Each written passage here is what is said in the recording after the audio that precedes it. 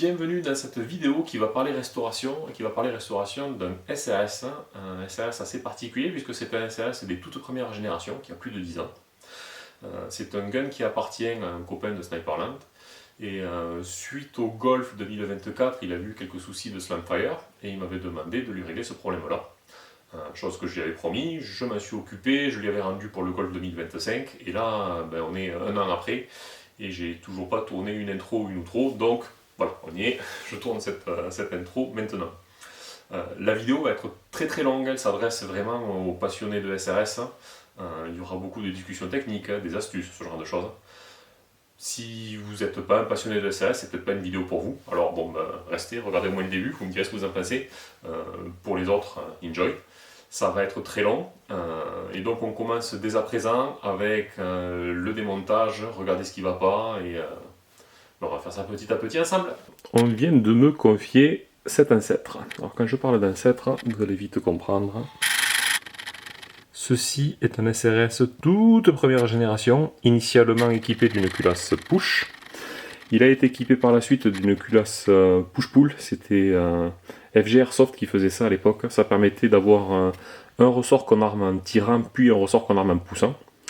Et donc de gagner un petit peu plus en puissance par rapport au système push d'origine. Bon, depuis c'est carrément dépassé par rapport au système pull. Et surtout ce gun là à l'heure actuelle, il slamfire. Il n'est pas capable d'accrocher le piston. Sachant que le bloc détente d'origine, c'est les tout premiers. Déjà ils avaient la maladie de perdre les boutons, c'est le cas de celui-ci. Et ensuite ils n'étaient pas réglables d'avant en arrière, donc on ne peut pas régler la hauteur du cire. Donc ça clairement il faudra le changer. Il en a vu des vertes et des pas mûres, il est bien rouillé. Franchement il y a beaucoup de rouille sur ces pièces là. Alors oui, le Zamac ne rouille pas. Si vous voulez un gun qui rouille, il faut un gun en acier. Ce qui n'est pas le cas de tous les guns. Et donc ce que je vais faire, c'est que je vais le mettre en place petit à petit, et je vais complètement le retaper pour le propriétaire qui est un copain et qui se reconnaîtra. Voilà, je pense que je vais faire une grosse partie du démontage off caméra. Et si je vois des trucs intéressants, je reviens vers vous.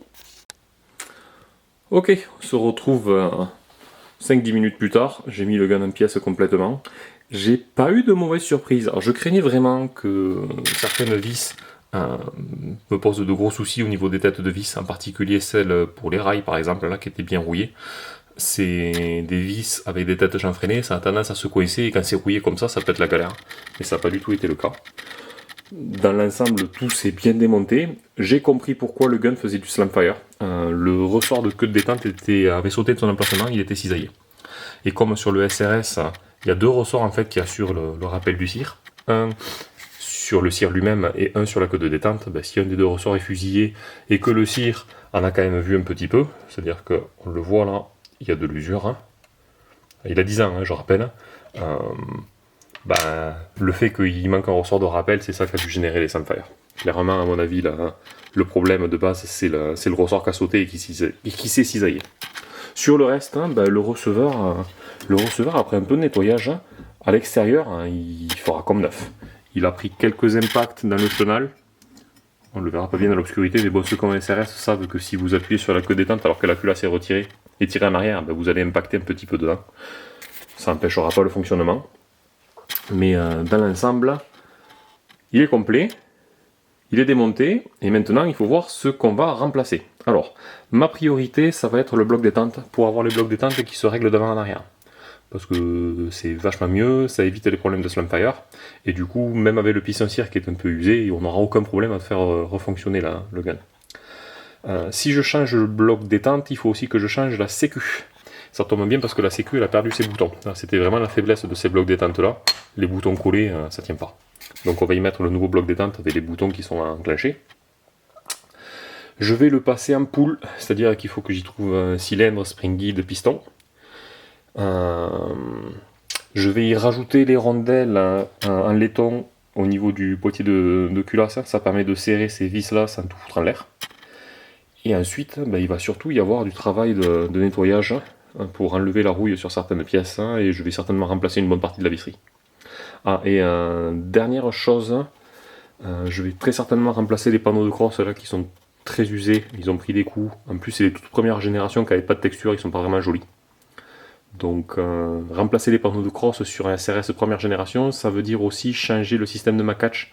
Parce que le système de macatch sur les anciennes générations, il y a un pin qui passe ici. Et ce pin là passe à travers la crosse, alors que les crosses de dernière génération ne sont pas trouées. Donc il faut y mettre le bouton de macatch des dernières générations qui va avec. Le macatch en soi, on peut garder le même, c'est juste ce bouton là qu'il faut changer. Et voilà, bon, mais je vais faire un petit peu de nettoyage à la brosse et je vous rattrape plus tard. Alors les leviers d'armement qui sont complètement pourris comme ça et oxydés, ça vient souvent des gens qui ont une transpiration acide et quand ils attrapent la culasse comme ça, ben, en transpirant sur le levier avec une transpiration acide ou vraiment salée, rapidement ça corrode. Je vais le brosser, clairement, il n'est pas cassé. Hein. Et deux options, je pense que je vais faire le mix des deux. Je vais d'abord faire un bleuissement à la flamme pour lui redonner de la couleur noire, hein, et derrière j'y passerai du Rustol pour le protéger.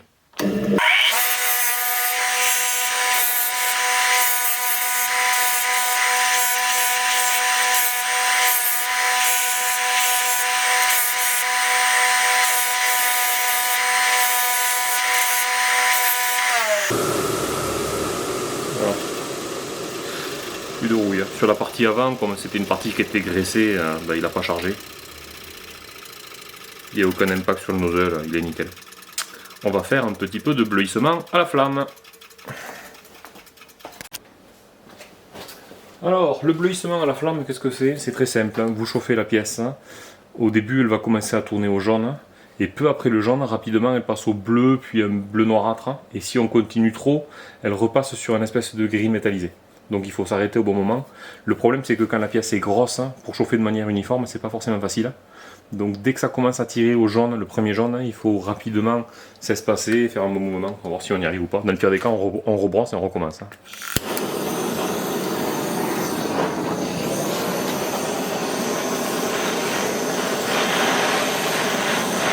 La difficulté étant de chauffer de manière uniforme.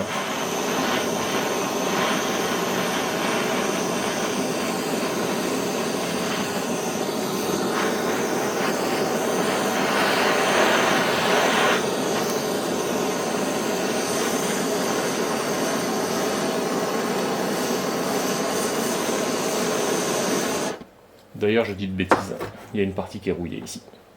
Donc avant de faire un chauffage complet, je vais aussi brosser ici. On reprend.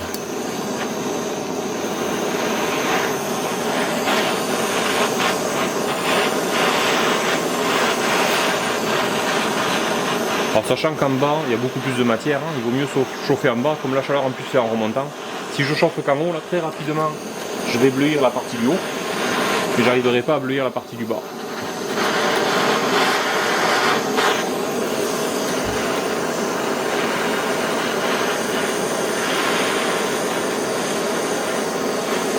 Ah merde, j'ai oublié le joint torique, c'est pas grave. J'ai oublié ceci, qui avait le joint. Du façon, il faut le remplacer.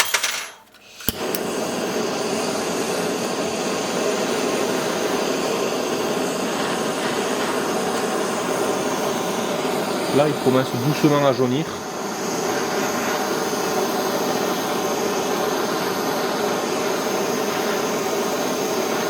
Là, il tourne bleu là.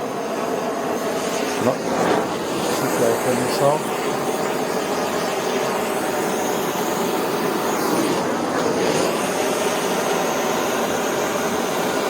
On est pas mal en haut par contre. Ah merde! Le boîtier de culasse, il est bien dégueulasse. Donc, nettoyage complet à l'acétone et à la brosse à dents.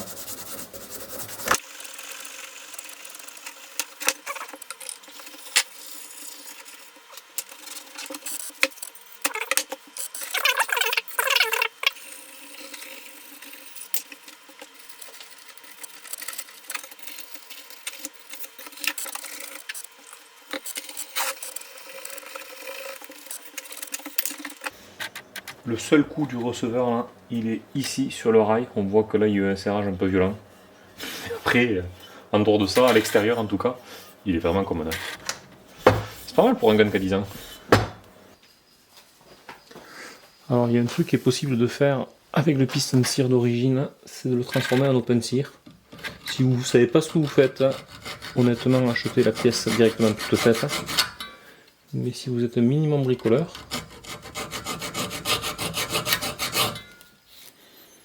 ça se fait. Et comme celui-ci en plus,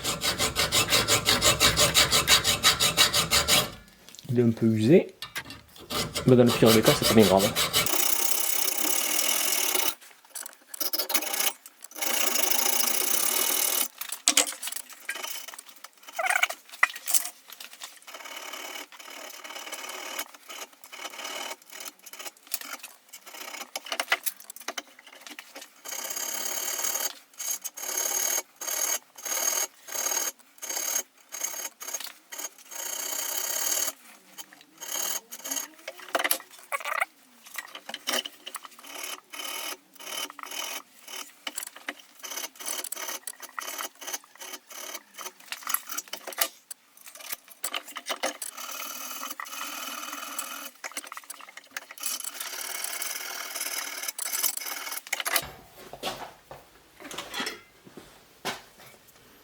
L'objectif c'est ça.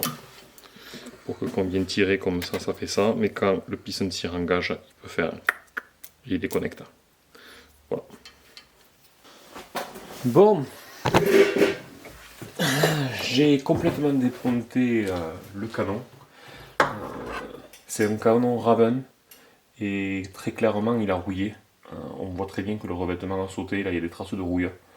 Bon, je l'ai nettoyé autant que j'ai pu. Je pense que ce que je vais faire, c'est quand même de le glisser dans le canon externe. J'y mettrai un petit peu d'huile siliconée par-dessus. Ça évitera que ça aggrave le système. Le problème, pardon. Il y avait dessus ce joint-là, Friction Pro. Je sais pas ce que c'est, je connais pas. Très clairement, alors il est pas mort. Mais... quand je vois l'état des lèvres, je sais pas si ça se voit bien sur la caméra, il est tout noir. Je vais passer sur quelque chose que je maîtrise plus, un joint Silverback. Le canon était légèrement trop long pour le 26 pouces, donc je l'ai raccourci autour. Et j'ai refait le chamfrein d'entrée, autour aussi. Et quant au hop-up, on peut noter que sur la face extérieure, là, il est un petit peu usé ici. Ça, c'est parce que le joint d'amortissement sur la face arrière du canon était absent. Donc la première chose que je vais faire, c'est de recoller ce joint-là, qui d'ailleurs sur les premiers modèles était un joint torique, mais sur les modèles les plus récents, c'est des joints à section carrée. On va attraper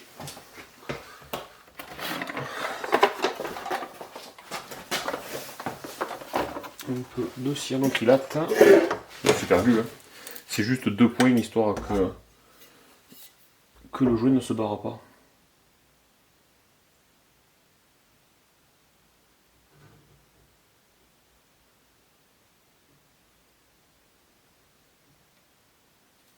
Voilà, j'ai mis 4 points à 90 degrés. Ça devrait être amplement suffisant. Alors, je fais ça pour bien le maintenir à plat. Et voilà, on va le laisser sécher comme ça. Donc, c'est le silicone. Silicone ici. Souvent sur les hop-up, quand ils ont été utilisés de manière un peu hardcore, le petit joint à l'entrée là qui est ici saute. Il se trouve que celui-là il est encore en place, hein, et pourtant le gun a 10 ans, donc je vais pas le toucher. S'il est bien en place, on va le laisser. Ce joint là il ne sert pas à l'étanchéité, il sert à éviter qu'il y ait des billes qui sortent vers l'arrière. Quand le joint commence à s'user, ça marche un peu moins bien, mais ça évite dans certains cas d'avoir une bille qui saute dans le receveur et qui empêche de fermer la culasse. Dernier truc, les toutes premières générations, on n'utilisait que des vis à tête plate, alors que sur les nouveaux maintenant, la vis qui vient fixer le hop-up sur le dessus, il vaut mieux utiliser des vis à tête conique. Donc c'est des vis pointues, comme celle-là, je ne sais pas si ça se verra à la caméra, c'est vraiment tout petit. L'avantage c'est que cette vis là, elle va venir faire une petite marque dans l'aluminium, et ça évitera qu'il y ait tout qui bouge. Donc, D'abord, on va regarder si lui il rentre bien ou pas. Il est un peu serré. Donc quand ils sont un peu serrés comme ça, je prends une goutte de téflon. Voilà, c'est un peu insuffisant. À l'extérieur du jouet, hein, bien sûr, hein, pas à l'intérieur. Si vous en mettez à l'intérieur, le hop-up il va marcher vachement moins bien. On vise bien au centre. Voilà. Et là, le truc pour faire le montage, c'est d'y glisser les deux vis de réglage. Donc là, faites bien attention, les vis de réglage, c'est des vis plates, hein, pas des vis pointues, sinon ça ne marche pas. On glisse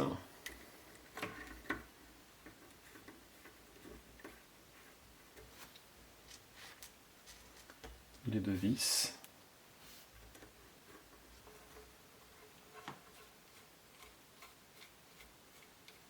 En mettant un appui sur le joint, il faut qu'elle soit tangente à peu près.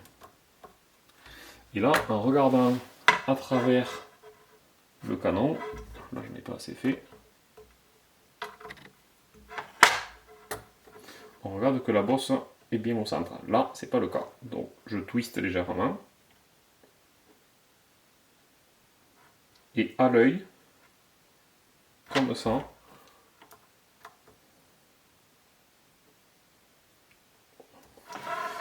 à l'œil, on vérifie que du coup, le patch hop-up est bien aligné par rapport à la face inférieure du hop-up qui est ici. Ça se fait au nez, il n'y a pas vraiment d'astuce sur ça. À partir de là, on rentre. Ah, j'oublie une bêtise. Je sais pas, encore bloqué. Donc ceci est un martyr, c'est une tige en acier trempé de 6 mm. On le rentre, donc normalement elle est bien propre. On le rentre à travers le hop-up. Et là, on peut prendre les deux petites vis à bout plat qu'on va venir se mettre en appui d'un côté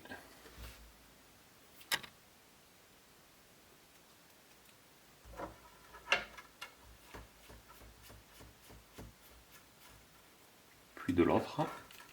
Et là, je peux venir serrer un petit peu, c'est vraiment pas beaucoup. Et si à ce moment-là, cette pièce-là, elle sort pas, ça veut dire qu'on a déformé l'acier, ou le laiton, si c'est un canon à laiton, et que les parois du canon viennent pincer le pin. Dans ce cas-là, on dessert jusqu'à ce que le pin puisse sortir. Et l'avantage d'avoir le pin à l'intérieur, c'est que si jamais on l'a pincé, on ne va pas déformer au-delà de la limite d'élasticité, et du coup, on ne flingue pas le canon. Donc là, je suis sûr que mon canon, il est nickel. Voilà. Je regarde de nouveau qu'à l'intérieur, je sois bon, c'est le cas. Il manque le petit joint torique qui va au-dessus. Celui-là, c'est pour étanchéité.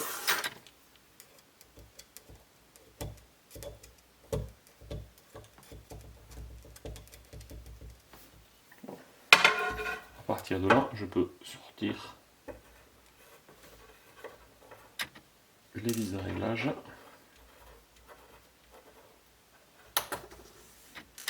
Je comme ça, le canon externe. J'oublie un truc, j'avais dit que je mettrais du gras sur le canon. Voilà.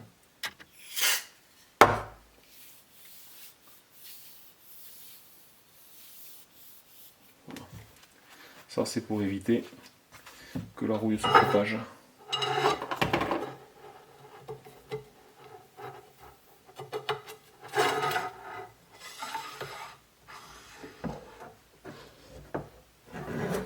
Et là, maintenant, on cherche à mettre cet outil-là. Voilà. Lui, il est censé rentrer là-dedans. Et du coup, là, on est sûr que le trou de réglage et le hop-up lui-même sont alignés. À partir de là, je peux prendre la vis à tête pointeau.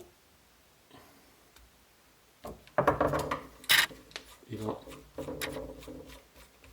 là, par contre, on serre bien.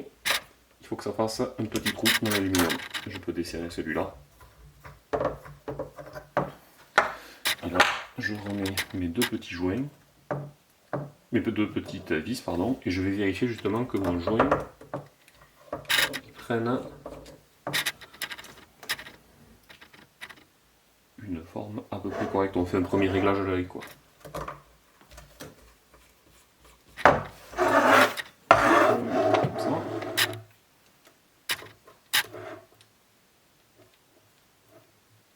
Ça y est, il commence à bouger.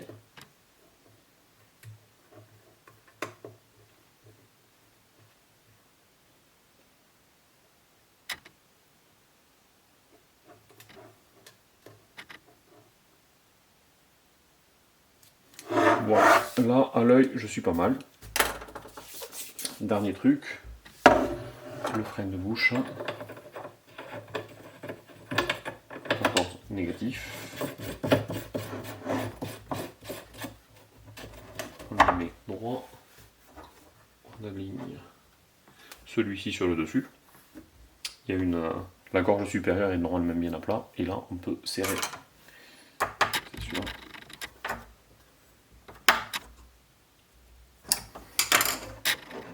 Et voilà, le canon est remonté et il sera prêt à aller dans le gun.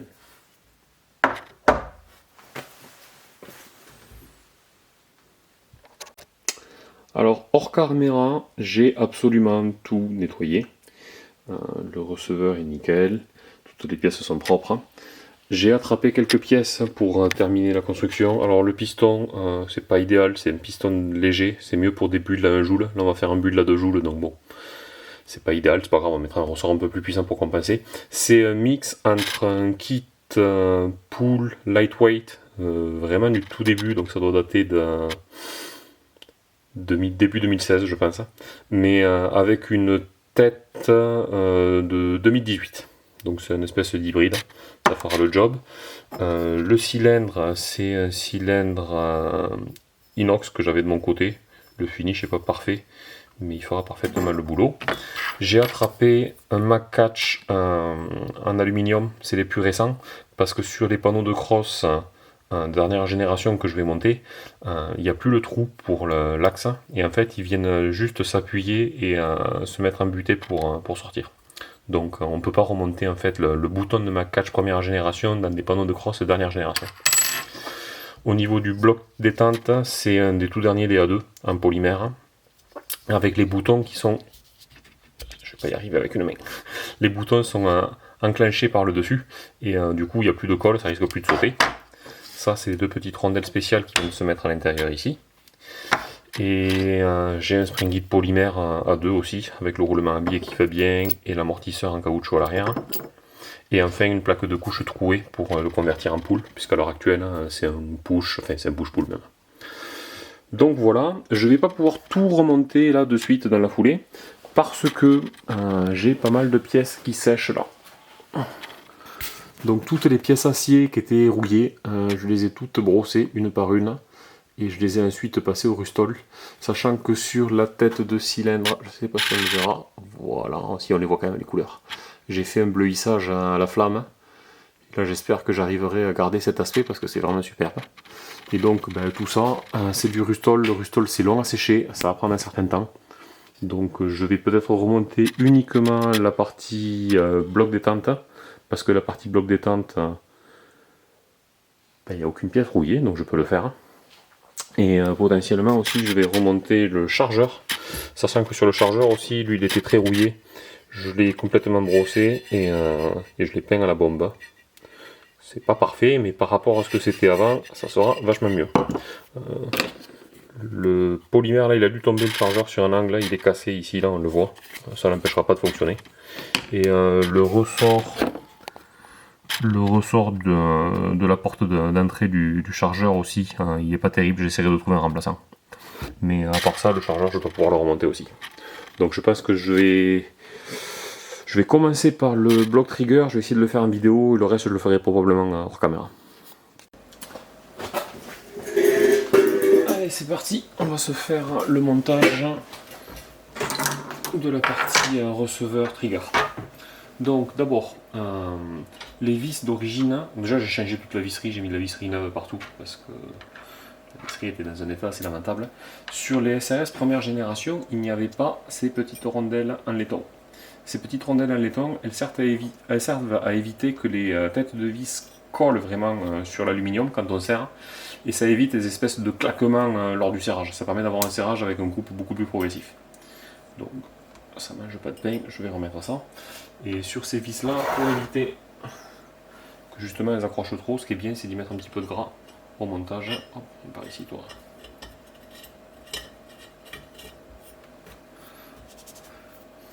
Donc on va mettre ces 4 vis.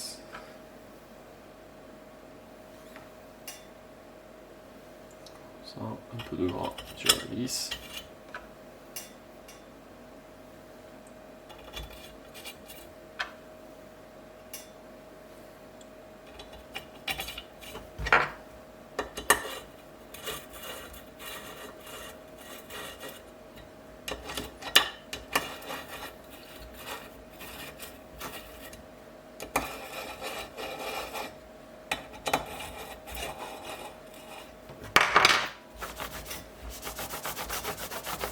Voilà. Un peu de gras, mais c'est pas grave. Le barrel lock, je le mettrai plus tard parce que comme il était rouillé, j'ai mis du Rustol dessus et il est en train de sécher.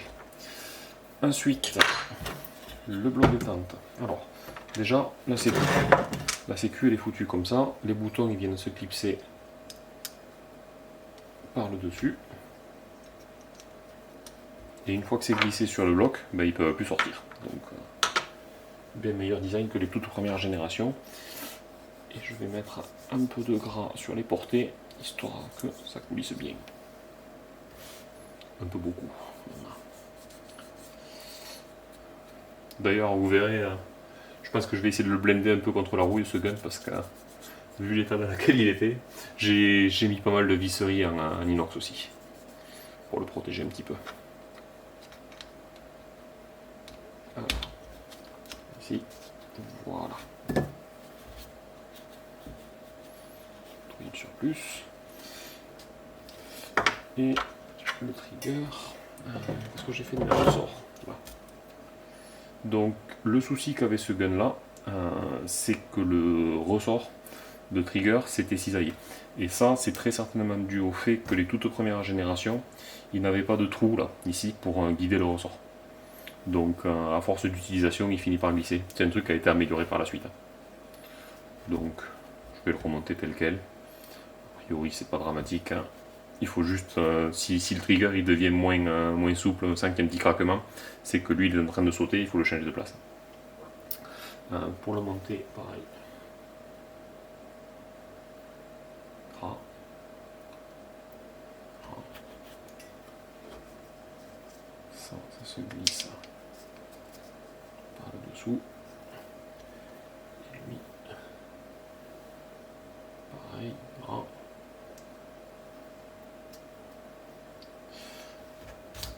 J'ai oublié le pin.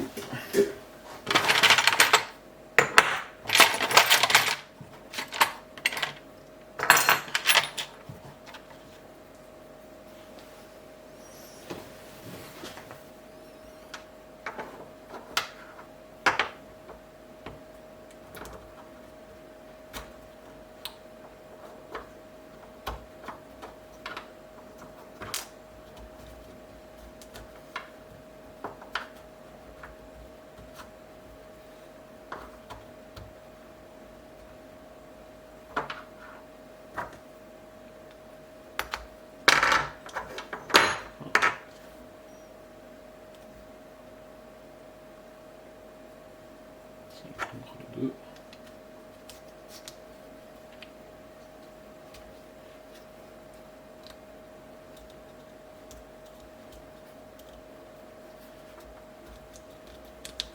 J'ai mon trigger qui est un peu raide.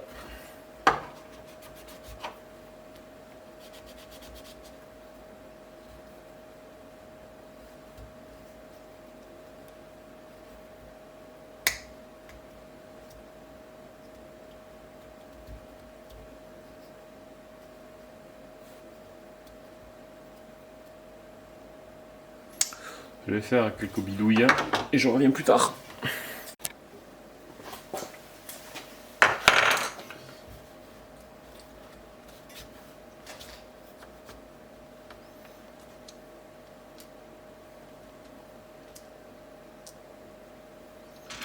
Donc je vais y mettre de la visserie inox.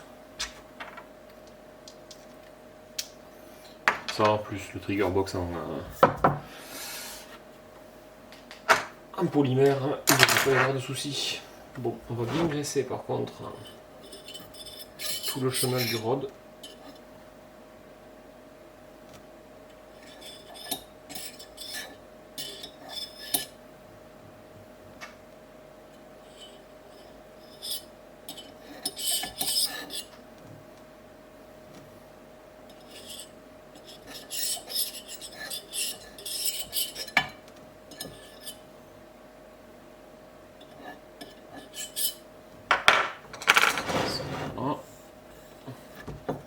Ensuite on efface, on enlève le surplus. Ça c'est super important pour on est vraiment quelque chose de souple avec un retour bien propre. Et là on vérifie bien que le rod est droit, ce qui a l'air d'être le cas de celle-là. Donc, eh ben, on enquille comme ça. Simplement.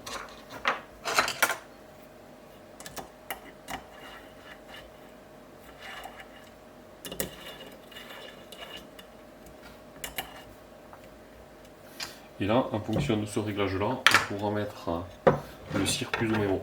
Alors le cire, j'ai eu des soucis au démontage. Ce pin-là est vraiment serré. Ça a l'air d'être toujours le cas. Il se peut qu'on rigole un peu.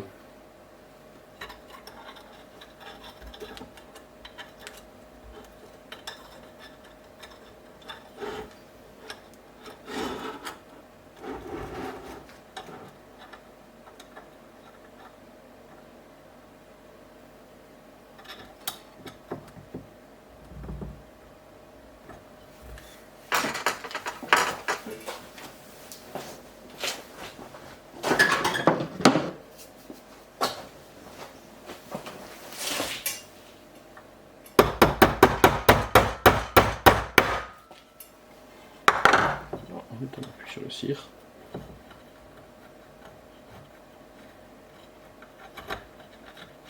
Ça y est.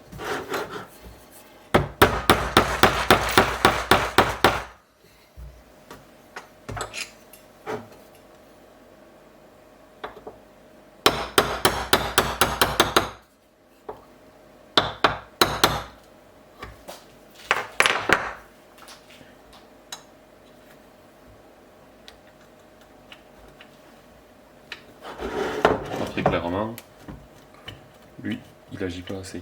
Donc là, l'idée, c'est que quand le trigger est appuyé, lui, il doit être quasiment tangent. Avant de faire les réglages, il faut que j'y mette le ressort. J'en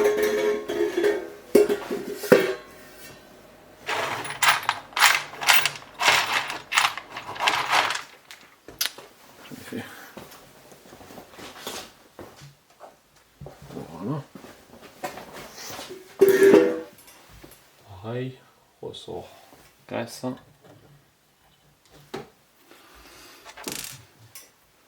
Et de nouveau, des vis en inox. On reste par là, toi.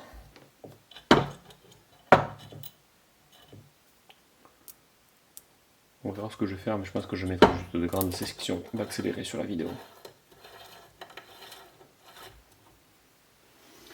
Une ici.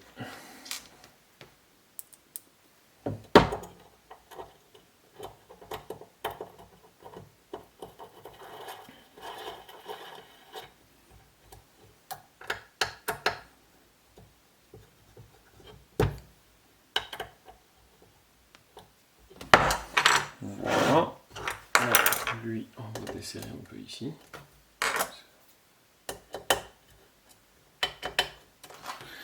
Et là, on va avancer. Je vais mettre à peu près comme ça. Donc là ce que je fais c'est que j'appuie sur le trigger en arrière et en même temps je pousse le trigger box en avant pour que ici là il soit tangent. Une fois qu'on est sur la bonne position, on vient bloquer ces deux vis là. Bien serré, ça sert à rien de trop serrer parce que la pièce elle nous souhaite en polymère, vous allez tout écraser. Mais là, a priori, si je me mets comme ça, que je vérifie ça, voilà. Là il est bien haut, je ne sais pas si on verra bien sur la caméra, et là il est tangent. Ce qui fait qu'en fait l'usure du cire, ben, on compense l'usure du cire en déplaçant le bloc trigger, et du coup le cire est littéralement increvable, quoi. Et ce gun là il a 10 ans, je ne sais pas combien de dizaines de milliers de billes il a dû voir passer. Mais l'usure du cire c'est vraiment pas un souci sur la SRS. Voilà. C'est bon sur tout ça. Le barrel lock, on le mettra un peu plus tard. Petit à petit, il y a tout qui se graisse. On va remonter. Pareil, ça c'est pas d'origine. Les SRS toute première génération, ils avaient des feeding tubes en laiton. Et le laiton étant un peu pétant, les gens qui changeaient le canon un peu violemment, ben, ils écrasaient leur feeding tube et les billes remontaient plus. Du coup, passage à l'inox.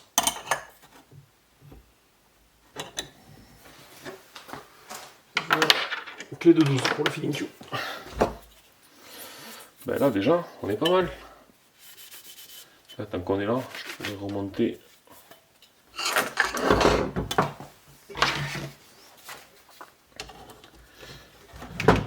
Pareil, la Pujou, alors tout ce qui est pièces polymères, hein, je les ai passées à grande eau avec du savon et une brosse. Je pense qu'à la fin, un petit coup de gras, ça leur redonnera un petit peu d'éclat. Là, je vais de nouveau changer les vis.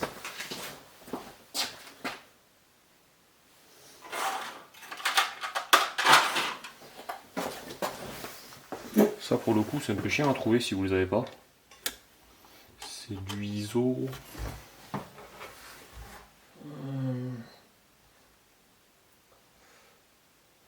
ISO 7380-2. C'est des têtes bombées mais avec une collerette large. C'est de la vis de 3. Et ça c'est vraiment difficile à trouver.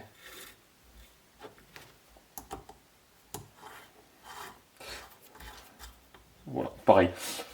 Ces vis là ne les serrez pas trop, il n'y a pas de fonction mécanique. Hein. Et si on les serre trop, comme le polymère s'écrase en dessous, ça fait frein et après on a du mal à les desserrer. Là j'ai la sécu. Là j'ai pas la sécu.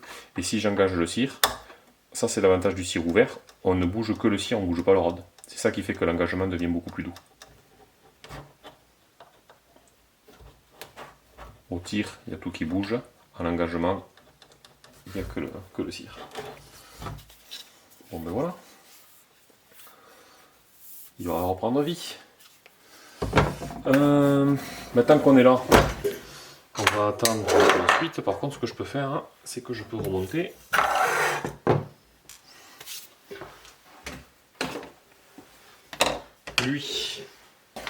Lui, il avait le ressort de la gate qui était plus ou moins fusillé, donc je vais y mettre un ressort neuf.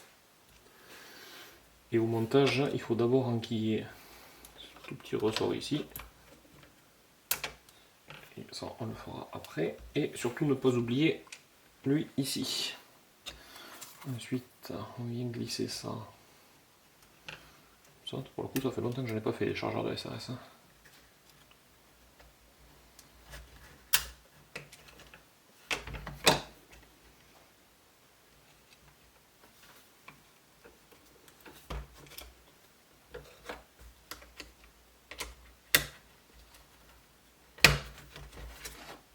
Voilà. Et à partir de là, on peut mettre un vis écrou partout. Alors sur les chargeurs plus récents, ils sont mieux foutus parce qu'il y a des empreintes pour tenir les écrous, ce qui n'est pas le cas sur les anciens. Enfin, ceci dit, qu'on n'a pas besoin d'avoir un couple de serrage de fou, c'est vraiment pas un souci.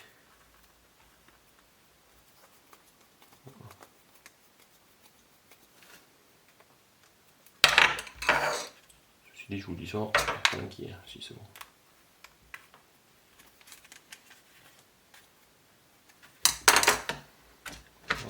La première vis à mettre, c'est celle à côté de la gate, parce que c'est là qu'il y a le ressort, c'est là qu'il y a de la pression.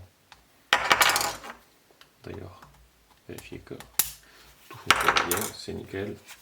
Donc lui, ouais, je le dis, il a chargé, il a dû tomber sur un angle, là. Il y a un angle qui a sauté, ça l'empêche pas du tout de fonctionner. Le ressort principal était un petit peu détendu. J'ai un petit peu tiré dessus, pas trop, hein, histoire de lui redonner un petit peu du peps.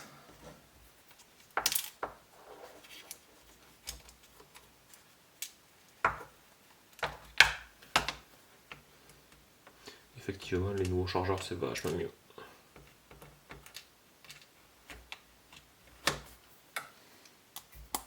Par contre, une fois de plus, il n'y a pas de...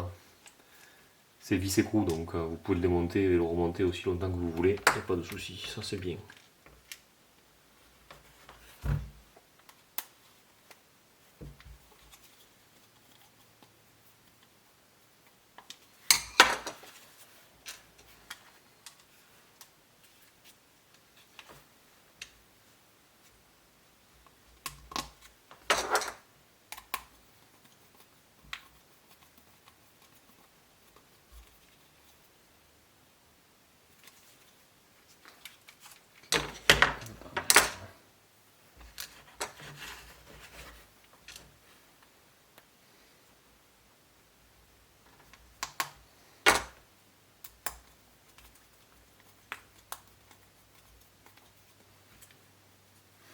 Voilà, ce qui est faisable pour les serrer un peu plus, c'est de prendre un tournevis plat et en fait avec la tournevis plat, vous venez vous appuyer sur une arête et bloquer les écrous.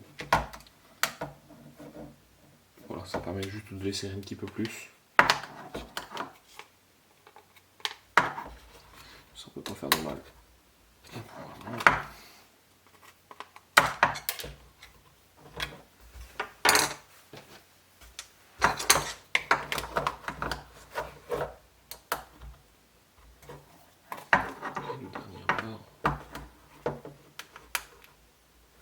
Voilà. À partir de là, le follower, donc c'est la partie étroite, c'est la partie qui fait office de spring guide. La partie large, c'est la partie qui pousse les billes. Donc lui, qui est par ici. Voilà. Le ressort. Là, je le remonte parfaitement à sec. Ce qui peut être fait avant de commencer à remonter, c'est de mettre un petit peu de spray sec au téflon. Pas beaucoup, hein, vraiment juste un petit peu de spray. Là, le chargeur est vraiment rodé. Apparemment, il devrait fonctionner très bien, même ça. Même comme ça. Il faut mettre à une vis pour ça.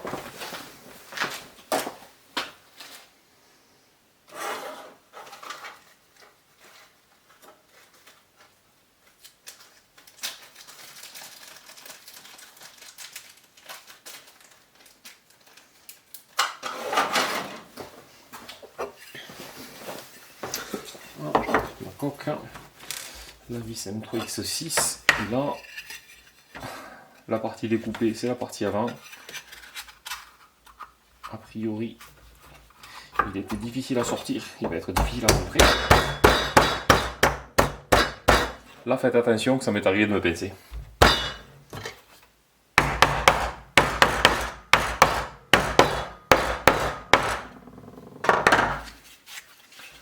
Voilà. Ici, là c'est du 2 mm, c'est tout petit. C'est une fois de plus. Ça sert à rien de changer comme un âne. C'est marrant, on dirait les tout derniers en pot d'arcotte. Chargeur pré-opérationnel.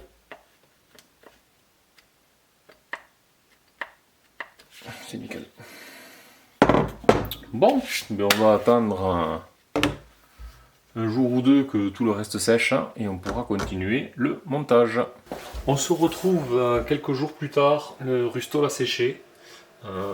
J'ai remonté le barrel lock là qui manquait, ultra propre mais c'est pas mal. Et je vais pouvoir remonter tout le fusil. On va commencer par les panneaux de crosse. Alors avant de faire ça, il faut monter le monopode.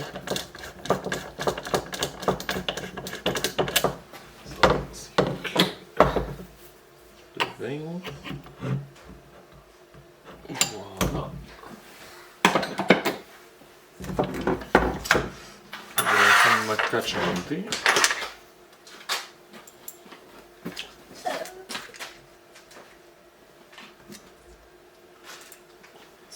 Ici. Ce que j'ai fait aussi en attendant, c'est que j'ai collé, donc normalement d'origine il y a deux petits joints toriques, ça permet de régler l'espacement des panneaux de crosse en serrant plus ou moins, en écrasant plus ou moins les joints toriques. Mais comme quand on démonte ça tombe et que c'est embêtant, j'ai mis deux shims de 4 mm. Du coup, plus de réglage, mais plus de pièces qui tombent, ça va plus vite pour faire les montages. Ça va ici.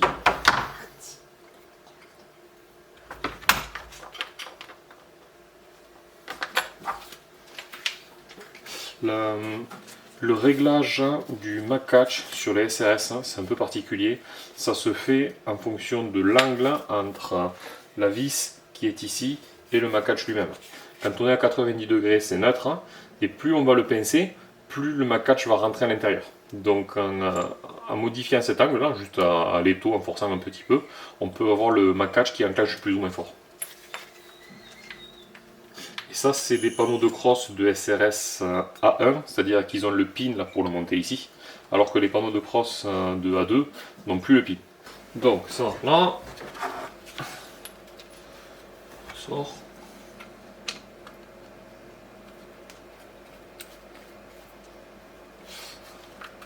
Là, plus vous le serrez, plus il sera rentré le bouton. Donc on va voir comment ça se comporte. Normalement, ça devrait être pas mal. À partir de là,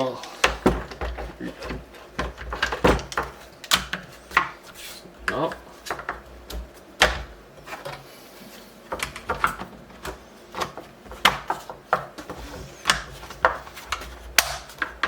Clac. Et là, le bouton, il est pas mal. Et là, ce qui est important de voir, c'est qu'il doit être très légèrement en retrait. Et en fait, quand on regarde par l'intérieur, une fois qu'on appuie, la griffe doit vraiment rentrer complètement. On va faire un test après pour si c'est bien réglé. Alors, je commence par les deux vis qui sont autour du MacCatch, justement. C'est pas la bonne. Il y a une de 27. La 27 elle va ici. Et c'est des outils de 2,5.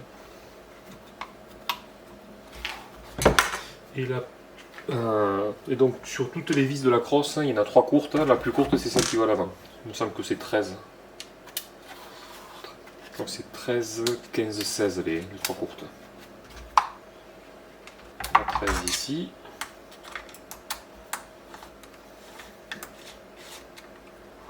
Donc là on peut serrer ces deux vis, ça sert à rien de serrer beaucoup. Et là on peut prendre le mag.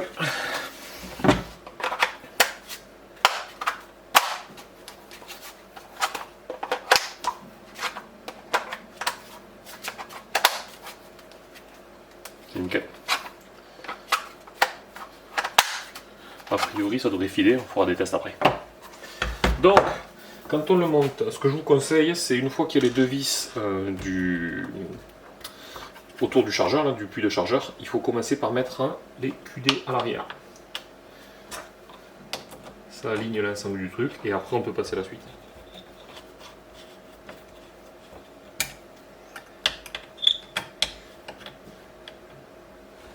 Et ces deux vis là, de nouveau, c'est des vis à tête chanfreinée comme ça. Ça a tendance à s'auto-bloquer quand on les serre. Donc ne mettez pas trop de couple de serrage, sinon vous allez avoir des difficultés à les démonter plus tard.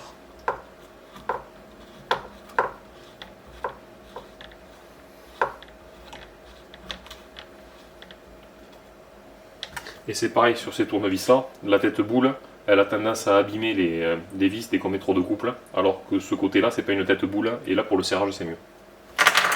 Donc là on est pas mal, on va commencer par mettre toutes les vis de 40, les vis de 40 c'est celles qui passent à travers le boîtier de culasse, donc il y en a une à l'avant, une ici, et une ici. Les deux à l'avant généralement ça force un peu, il faut visser et ça rentre en vissant. Et vous savez quoi, on va accélérer un petit peu le truc, je vais chercher un outil électrique. Rebelette en électrique, ça ira plus vite.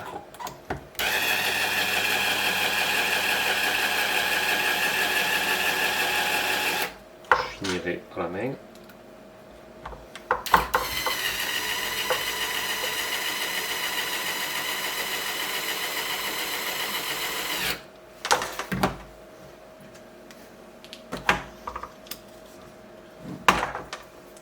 Sur toute cette visserie là, c'est particulier, c'est des vis à tête basse et c'est des écrous bas aussi.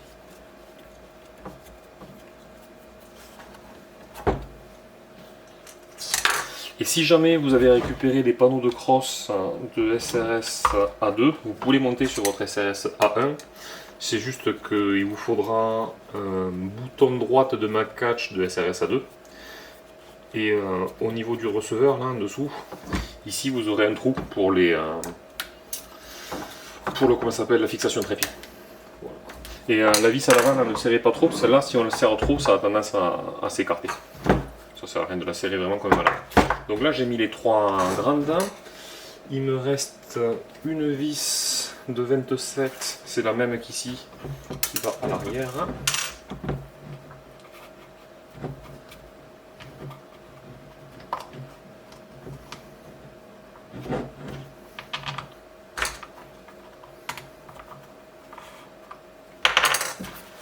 On peut accélérer.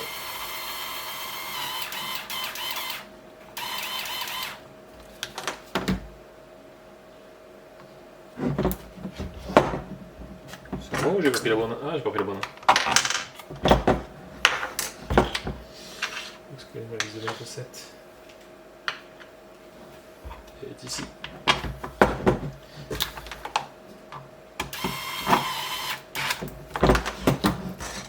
Non, c'est pareil, là je l'ai un peu trop serré. C'est bien. Ça, il me restera les 2 courtes et ensuite les 2 autres, c'est celle du grip. Donc on en a la courte en haut forcément.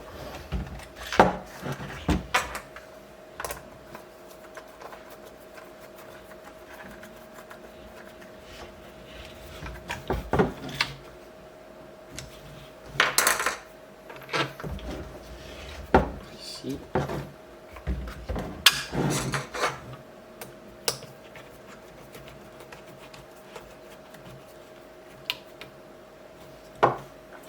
J'ai pas mis cet écrou là. Si, je l'ai mis, mais je l'ai pas serré. Voilà.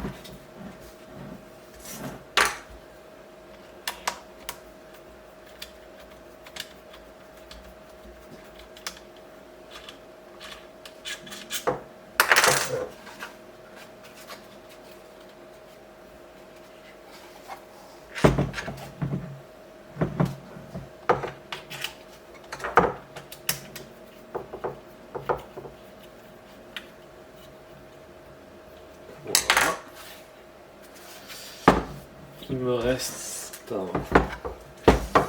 2 écrous et 2 vis. Alors la plus grande, c'est celle qui va en haut.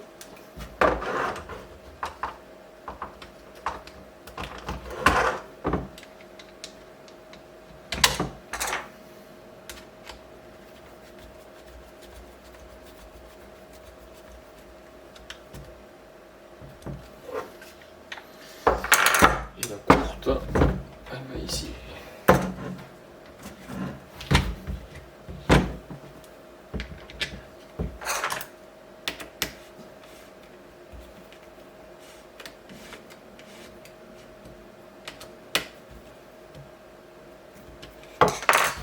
Et il est bon.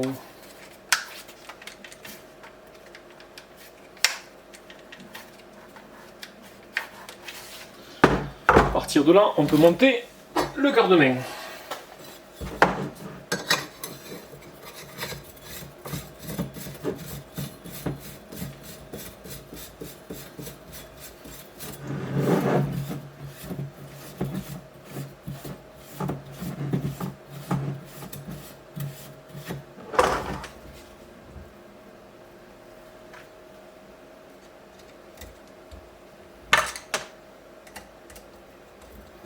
Le barrel lock, je l'ai passé au Rustol, mais bon, il brille, il est plus noir.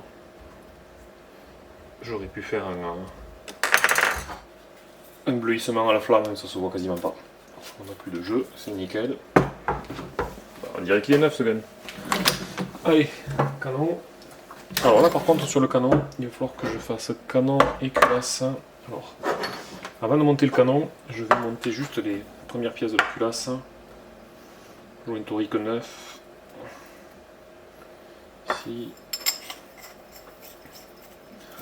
On redémontera après pour faire le graissage, mais là ce que je veux surtout, c'est avoir le nozzle. Quand on monte le canon, idéalement, il faut une culasse.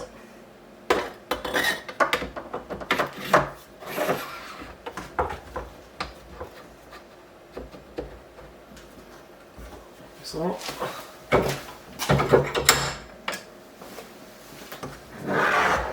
Là, je peux verrouiller.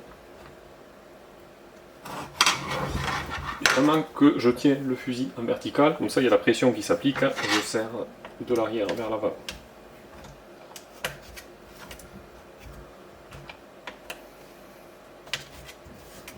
Quand on est en appui, un quart de tour, ça suffit. En appui, quart de tour.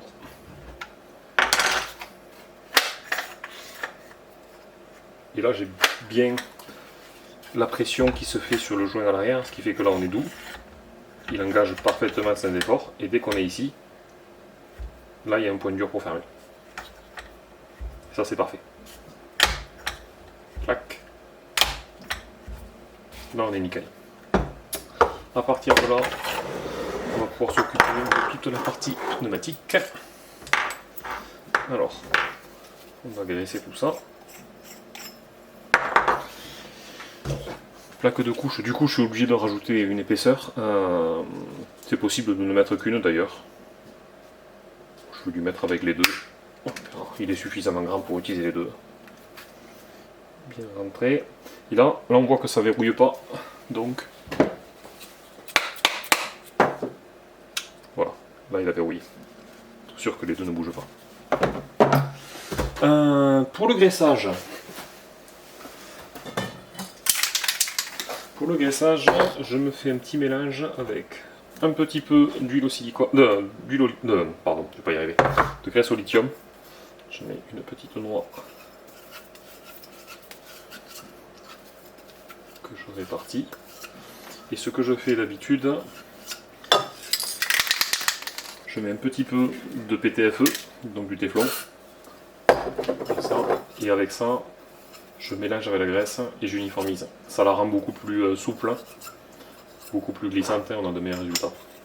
Lors du montage, je fais attention à ne pas mettre du gras sur le nozzle, bien entendu.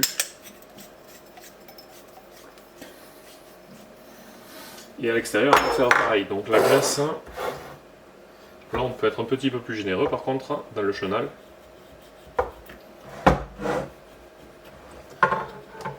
Graisse dans le chenal ici. Donc un chiffon.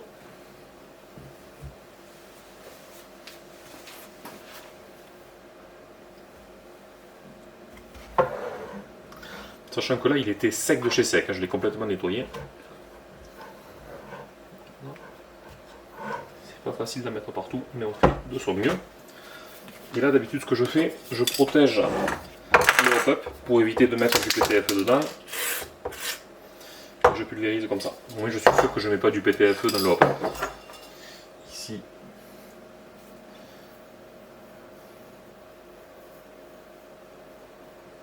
À l'extérieur. Et de nouveau, protéger le nozzle. Un petit peu de PTFE. Au niveau du piston.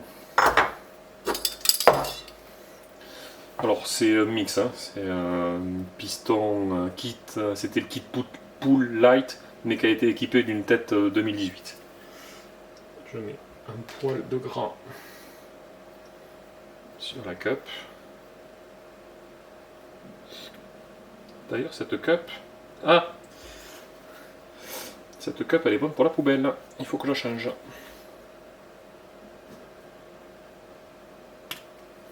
Cette cup, elle est fendue. Qu'est-ce que c'est? J'ai senti là. Je sais pas si ça se verra à l'écran. Cup fendue. Je vais chercher une cup et je reviens. Me revoici avec une cup plus récentes. Les bleus, c'était vraiment les modèles, modèle 2018, il me semble. Ça, c'est une cape plus moderne. Peut-être 2 à 2. Elles sont un petit peu plus souples aussi, ceux-là.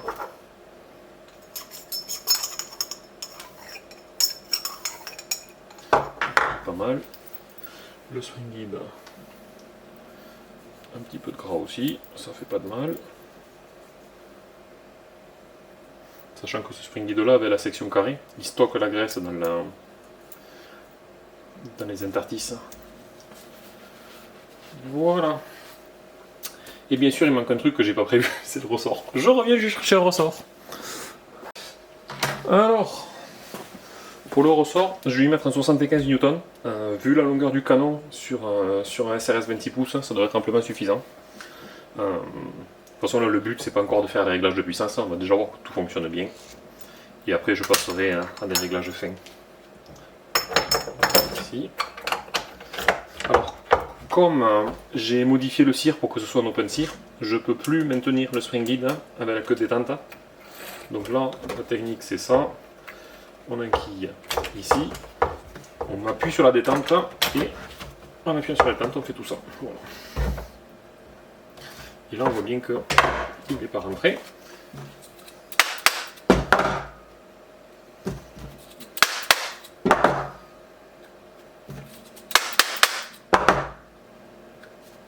Ah, il faut y aller et je sais pourquoi. Alors quand il ne veut pas rentrer comme ça, c'est souvent que à cet endroit là, il y a une petite surépaisseur. Donc on prend un cutter et il y a un côté de la crosse qui est légèrement plus haut.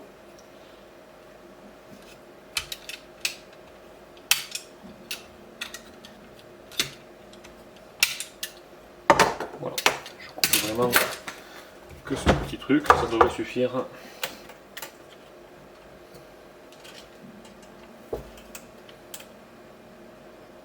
Comme c'est des panneaux de crosse neufs qui ont été jamais montés, ils n'ont jamais eu cette découpe.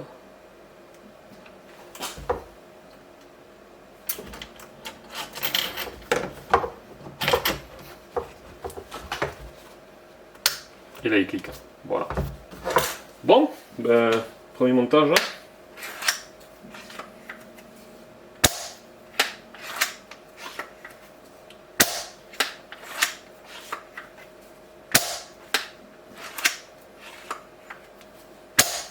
C'est nickel, il lui manque une pièce techniquement, il lui manque un dust cover, il faut que j'aille chercher un dust cover.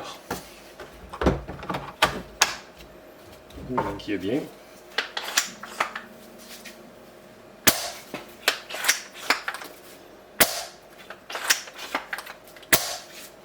Ah, c'est nickel. Bon, malheureusement, j'ai rendu le SRS avant de tourner la suite, donc il n'y aura pas de test de tir en vidéo. Par contre, je peux vous donner le résultat de ce qui s'est passé au golf en 2025. Donc, Elric, puisque je ne l'ai toujours pas cité depuis le début de la vidéo, c'était bien le gun d'Elric qu'il s'agissait. Elric a fini 4ème de la catégorie FR, donc juste au pied du podium avec. Sachant que le 75 Newton que j'ai mis dans le gun n'était pas assez puissant. Je pense qu'il sortait genre un joule 5, un joule 6, c'était pas très peu. Donc voilà pour cette vidéo, c'est je crois la vidéo la plus longue de la chaîne. J'espère que certains auront réussi à regarder d'un bout à l'autre sans s'endormir. Félicitations. Pour la suite, on va reparler puissance. On va reparler puissance sur un TAC 41 parce que j'ai été contacté par un Taïwanais qui a dépassé mon record de 8 joules 2. Et puis j'ai demandé mais comment t'as fait, quel ressort t'as attrapé? Il m'a dit bah j'ai fait un ressort sur mesure. Je fais c'est trop cool, tu peux me l'envoyer? Il me l'a envoyé. Donc j'ai tout ce qu'il faut en même pour essayer de faire ce que lui a fait. Et on va essayer d'atteindre 9, voire 10 joules. Ça pourrait être la vidéo suivante. Donc on va continuer dans cette course à la puissance. Allez, à plus!